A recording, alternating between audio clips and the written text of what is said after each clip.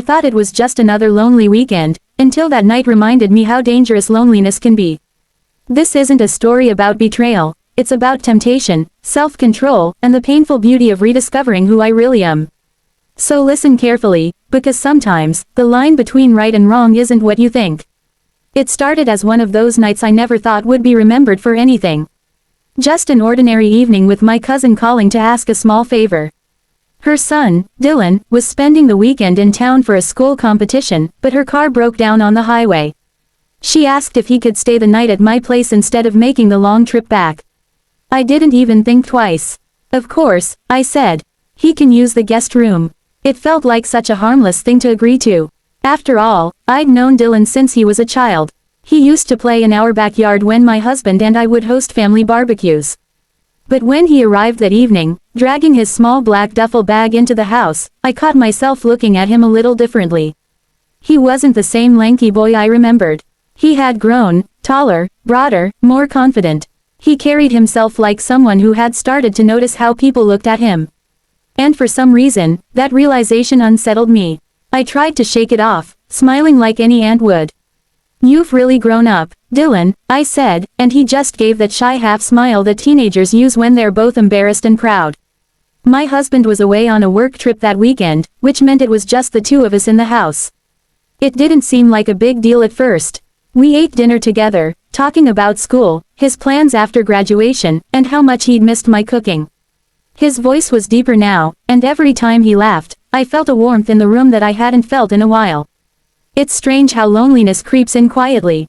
My marriage had become a routine, polite conversations, predictable nights, and the kind of silence that fills every room even when someone else is in it. I didn't realize how numb I'd become until that night when Dylan's presence stirred something in me I couldn't name. It wasn't attraction, at least that's what I kept telling myself. It was just noticing. And noticing made me feel alive again. After dinner, I showed him the guest room. It was small but cozy, with clean sheets and the faint scent of lavender from the fabric softener. He thanked me and unpacked a few things while I lingered by the door longer than necessary. There was something oddly comforting about having someone young and full of energy in the house again. Later that night, as I sat on the couch scrolling through my phone, I heard him come downstairs. He said he couldn't sleep and asked if he could watch something with me. I nodded, and we sat on opposite ends of the couch, a safe space between us. The TV flickered quietly in the dim light, and for a while, it was just the two of us pretending to care about the movie. But I kept feeling his presence, the way his knee brushed against the couch cushion, how his breathing slowed during the quiet moments, and how his glance sometimes lingered longer than it should have. I knew it was wrong to even notice, yet the awareness hung heavy between us like a secret we both hadn't spoken yet. Around midnight, the rain started. Soft at first, then heavier, drumming against the windows. Dylan offered to make tea, and I laughed at how grown-up that sounded. When he came back with 2 mugs, I realized my hands were shaking a little as I took one. Maybe it was the cold. Maybe it was something else entirely. We talked for hours, about his dreams, my regrets, and all the things I'd never said to anyone. It's amazing how easily honesty flows when the world outside is asleep. By the time I realized how late it was, the clock read 2:13 a.m. He thanked me for listening, said I was easier to talk to than most adult. That made me smile, but it also reminded me of the gap between us, a line that should never be crossed. When I finally went to bed, I lay there for a long time, unable to sleep. The house felt charged with something I couldn't explain, a kind of quiet energy that made my heart beat faster. I told myself I was imagining it, that it was just a lonely mind reading too much into a simple night. But deep down, something told me this wasn't the end of it. That night marked the beginning of something I would later struggle to forget. Not because of what happened, but because of how it made me feel. Alive, wanted, seen, feelings that had been buried under years of quiet disappointment. And as much as I tried to convince myself otherwise, I knew something inside me had already shifted, and there was no going back. Morning sunlight slipped through the blinds and scattered across my bedroom floor like gold dust. I remember blinking into that soft light, half hoping the weight in my chest from the night before had been a dream. But it wasn't. My thoughts still circled around the late-night talk, the laughter that had lasted too long, the strange pulse that ran beneath every harmless word. I heard footsteps in the hallway, quiet, careful ones, and I froze for a moment before realizing it was Dylan. He was already up, humming softly as he moved toward the kitchen. I told myself to act normal. So I did what I always do, tied my robe, fixed my hair, and walked in with a practiced smile. He was standing at the counter making pancakes, of all things. The smell of butter and sugar filled the room.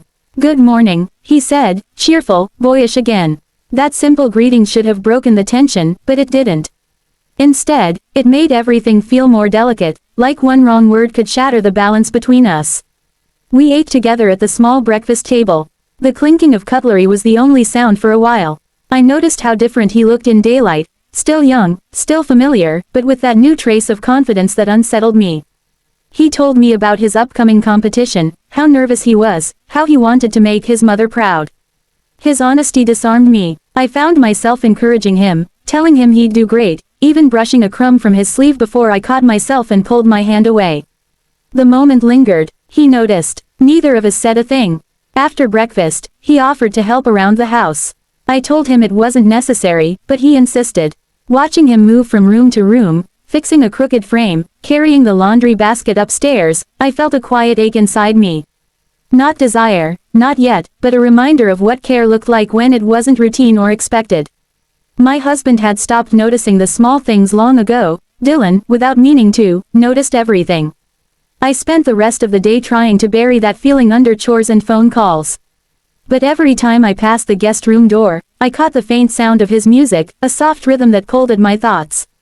It's strange how emotions build quietly, almost politely, until they begin to take up too much space.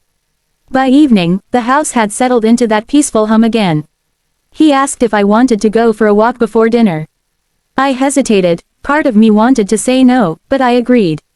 We walked down the quiet street, the sky bruised with pink and orange. The air smelled of rain from the night before. He talked about his parents' constant arguments, how sometimes he just wanted to escape.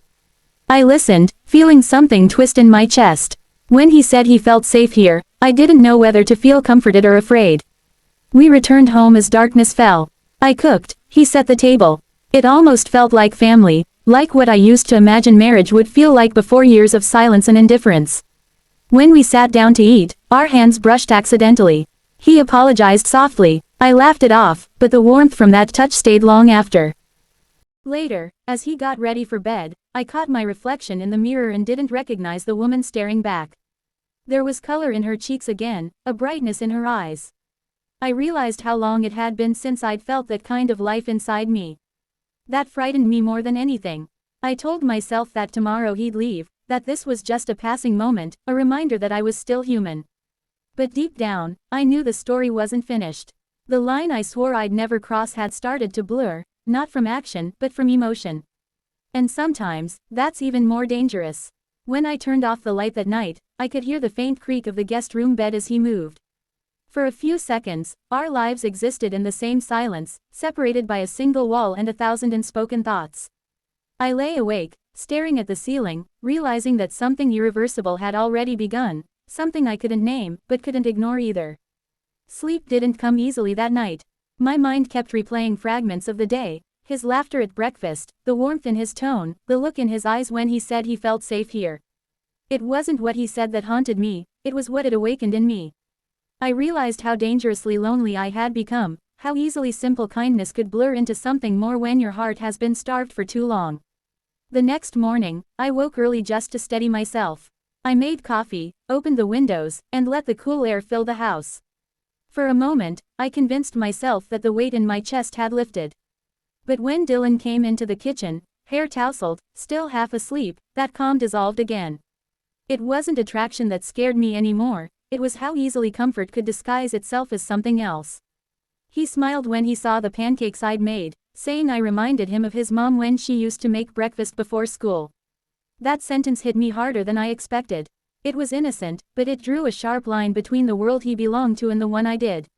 I suddenly felt older, not in a bad way, but in a way that demanded responsibility.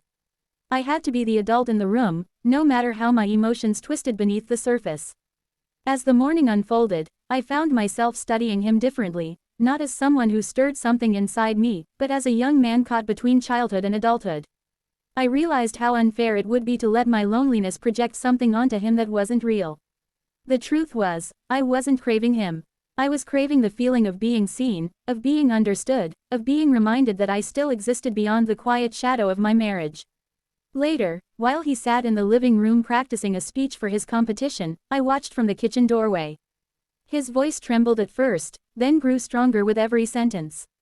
There was passion in his words, an eagerness to be heard, something that mirrored the very thing I'd lost in myself.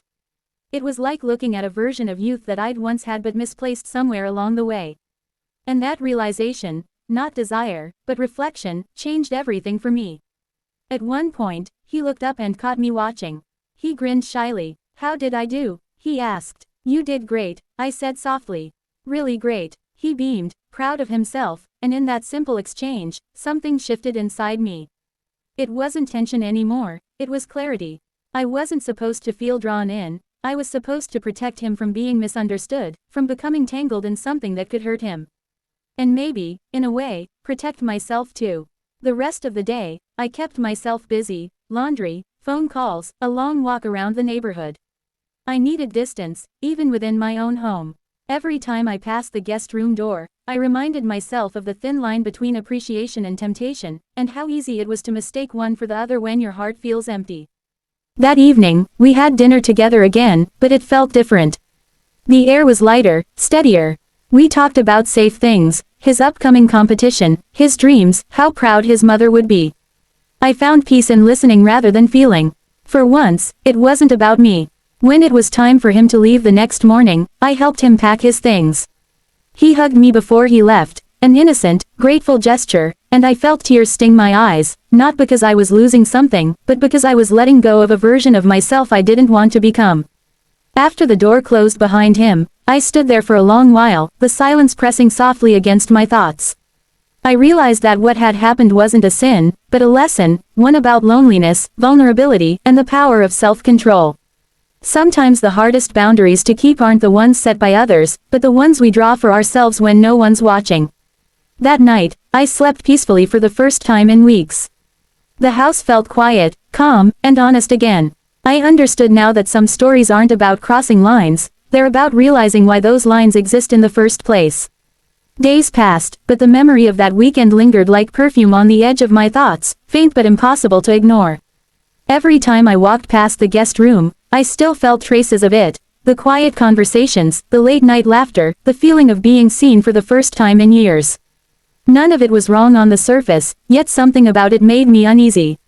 It was as if I had stood too close to a flame, just long enough to feel its warmth but wise enough not to let it burn me. When my husband returned from his trip, I found myself studying him differently. He looked tired, distracted, already buried under work and phone calls before his suitcase was even unpacked. He hugged me, but it was the kind of hug that lasted exactly 2 seconds, a habit, not a gesture. For the first time, I noticed how automatic our marriage had become, how little emotion lived in our home anymore. That realization filled me with guilt, not because of Dylan, but because I had let my loneliness grow roots deep enough to seek light elsewhere. I didn't do anything wrong, yet I had felt something wrong, and that was enough to shake me. Guilt, I learned, isn't always about actions. Sometimes it's about awareness. That week, I threw myself into housework, volunteering, and meeting friends I hadn't seen in ages. I tried to fill every quiet moment with something useful. But even then, Dylan would occasionally text me to say thank you again, or to tell me he'd won his school competition. He was sweet, innocent, and respectful, just as he'd always been. But each message reminded me of how fragile the line between comfort and temptation had been that weekend. I never replied right away. I always waited, reminding myself that the connection I'd felt wasn't something to nurture, it was something to learn from. And strangely, that discipline made me stronger. For the first time in years, I was looking inward instead of outward to fill what was missing in my life. One evening, as I was washing dishes, my husband came up behind me and placed a hand on my shoulder. It startled me, partly because it had been so long since he'd done that. He asked if I was okay, said I'd been quieter than usual. I hesitated before answering, but then I simply said, "I'm just thinking about things." He nodded, not pressing for details, and walked away. That was our rhythm, brief connections followed by long silences. Later that night, as I lay beside him, I wondered if he would ever know what almost happened inside me, the emotional storm that came and went without a trace. The part of me that almost gave into the hunger for attention, for warmth, for something real. But he didn't notice. He never asked. And maybe that was why the guilt stayed, because it felt like I had been invisible for so long that even my near mistake went unseen. Over time, the intensity of that guilt softened. It turned into reflection, a quiet reminder of who I didn't want to become. I realized that people don't fall into betrayal because they're evil, they fall because they stop being noticed, and the first person who looks at them differently becomes their mirror. That's what happened to me. I saw myself reflected in Dylan's kindness, and it reminded me of what I was missing in my marriage. But awareness is powerful. Once you see the truth, you can't unsee it. I decided that instead of chasing attention elsewhere, I would start rebuilding myself, my confidence, my passions, my sense of identity outside of being a wife. I started reading again, going for walks, writing little journal entries at night. I began to see my own worth beyond how my husband or anyone else made me feel. There was still a flicker of sadness when I thought about that weekend, not because I missed it, but because it revealed how close I'd come to losing the version of myself that still believed in doing what's right. That realization stayed with me longer than the guilt itself. Some nights, I still hear rain tapping the windows, like it did that first night he stayed over, and I think about how small moments can change everything. One weekend, just 2 days, taught me more about loneliness, boundaries, and self-control than any sermon or lecture ever could. And though I'll never speak of it to anyone, the memory of that time serves as a quiet promise I keep to myself, never to look for validation in someone else's eyes, and never to let a fleeting emotion cost me the peace I've fought to rebuild. It's strange how a single weekend can leave an imprint that lasts for years. Sometimes it isn't the things we do that shape us, but the things we almost do, the moments that force us to see who we really are. That night, when my cousin's teenage son stayed over, I didn't realize how much it would change me. I thought it was just another quiet evening in a lonely marriage, but it became the mirror I didn't know I needed. In the weeks that followed, I began to look at my life with new eyes. My marriage, my choices, even the way I carried myself, everything felt exposed. I wasn't angry at my husband anymore, I was just tired of pretending that the distance between us didn't hurt. For years, I'd been waiting for him to notice me, to reach for me, to ask how I really was. When he didn't, I stopped asking myself those questions too. That weekend reminded me that being seen shouldn't come at the cost of my integrity. It showed me how easy it is to drift toward the edge of something dangerous when you mistake loneliness for connection. I came close, not in action, but in thought, and that was enough to shake me to my core. I started therapy quietly, without telling anyone. I told the therapist about the emptiness, the guilt, and the confusing mix of emotions that night brought up. She listened and said something that stayed with me: "You didn't fall in love with him. You fell in love with the way he made you feel, visible." That sentence unlocked something in me. It wasn't about Dylan at all. It was about my hunger to feel alive again, to matter, to be acknowledged after years of emotional neglect. With time, I began rebuilding that feeling from within. I joined a book club, took long walks in the evening, and learned to enjoy silence again, not the lonely kind, but the peaceful kind. I even started journaling, something I hadn't done since I was a teenager. Each page became a confession, not of guilt, but of rediscovery. Dylan eventually went off to college. We exchanged a few polite messages after that, but they grew fewer with time, as they should have. I was proud of him, proud that he found his path, proud that I'd had the strength to draw the line before either of us crossed into something we'd regret. Looking back, I think we both learned something from that experience, though we never spoke about it. My husband and I are still together, but things have changed, not drastically, but subtly. I stopped waiting for him to fix what was broken and started taking care of my own happiness. Sometimes that meant spending time apart, sometimes it meant quiet dinners together where we didn't talk about the past. Healing doesn't always look like reconciliation, sometimes it's simply acceptance. If I've learned anything, it's that love isn't always passion or spark. Sometimes it's endurance, forgiveness, and the courage to stay true to your values when no one's watching. I learned that validation from others is fleeting, but self-respect lasts. I learned that temptation doesn't define you, your choices do. There are still nights when I think back to that weekend, the rain, the conversations, the quiet hum of something almost dangerous. But instead of guilt, what I feel now is gratitude. Because that night, though unexpected, reminded me of who I was and who I refused to become. In a way, that was the moment I stopped waiting to be loved and started learning to love myself again. And maybe that's the real story, not one of infidelity, but of awakening. Of realizing that even in our loneliest moments, we still have the power to choose what kind of person we want to be. That night could have ended differently. But it didn't, because somewhere between temptation and truth, I found something I hadn't felt in years: strength. And that, I think, is the kind of love worth keeping. That night was never about a mistake, it was about a mirror. A mirror that showed me just how far I'd drifted from myself. My cousin's teenage son didn't tempt me, he reminded me. He reminded me of who I used to be: curious, seen, alive. For the first time in years, I felt noticed. Not as someone's wife, not as someone's mother, but as a woman. That small spark scared me, because it showed how fragile my boundaries had become. I could have gone further, I could have justified it with loneliness or neglect. But instead, I stopped. Sometimes, self-control isn't about strength, it's about fear. The fear of losing the last piece of yourself that still believes in what's right. And that night, I chose to protect that piece. I never told my husband. Not because I was guilty of something I did, but because I was ashamed of what I almost did. And maybe, that's what true honesty looks like, facing yourself, even when no one else knows the truth. This story is based on real-life experiences shared anonymously for emotional reflection and awareness. It contains mature themes intended for adult audiences only. Viewer discretion is advised. The purpose of this story is not to promote infidelity, but to explore the complex emotions behind human choices and consequences. We all have that one night we don't talk about. Not because it broke us, but because it changed us. That night taught me that temptation isn't always physical, sometimes, it's emotional. Sometimes, it's the attention you've been starving for finally knocking on your door. If you've ever stood at that same line between need and regret, this story is your reminder: you can stop, you can breathe, and you can choose yourself. Because in the end, the strongest love affair is the one you rebuild with yourself.